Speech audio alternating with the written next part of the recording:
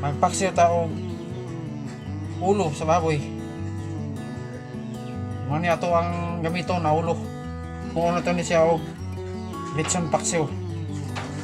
Mga ato ang mga ingredients. Apa?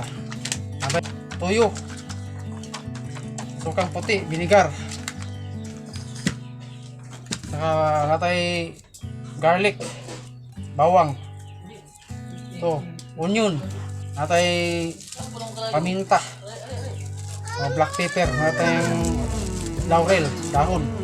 Natay magic. Lagyan natin ng Sprite. Dili pa na to sugdan pagluto. Sa wala pa ka subscribe sa akong channel, mag-subscribe na.